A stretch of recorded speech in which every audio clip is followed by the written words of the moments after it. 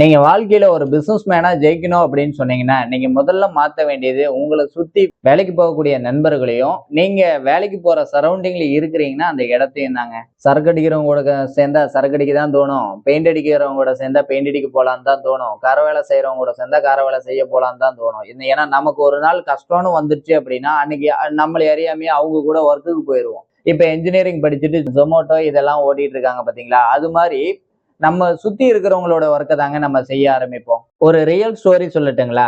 நான் அட்மிஷன் ஆரம்பிச்ச காலத்துல ஒரு 2 பேர் என் கூட வந்து ஃப்ரெண்ட்ஷிப்புக்காக பழகுனாங்க. அவங்க எல்லாமே ஒரு ஸ்டேட் விட்டு ஸ்டேட் போய் வேலை பார்க்கக்கூடிய ஒரு போர்வெல் மேனேஜர்ஸ். இன்னைக்கு அவங்க என் கூட பழகுனனால அவங்க என்னவா மாறி இருக்கிறாங்கன்னா, ஒருத்தர் வந்து ஃபேமஸ் யூடியூபர், எஜுகேஷனல் கன்சல்டன்டா ஒரு யூடியூபரா மாறி இருக்காரு. இன்னொருத்தர் பாத்தீங்கன்னா ஃபேமஸ் எம்பிபிஎஸ் கன்சல்டன்ட். என்னை சுத்தி இருக்கிற என் ரிலேஷன்ஸ் பசங்க கூட பாத்தீங்கன்னா படிச்சுக்கிட்டே வருஷம் ஒரு 5 லட்சம் ரூபாய் வரைக்கும் ஏர்ன் பண்றாங்க. சோ நம்மளை சுத்தி இருக்கிறவங்க பண்ற விஷயம் நம்மளையும் அதை நோக்கி செய்ய வச்சிரும். சோ அதனால ஒரு பிசினஸ் மேன் கூட பழகுனீங்க அப்படின்னா அந்த பிசினஸ் மைண்ட் செட் கிரியேட் ஆகும்.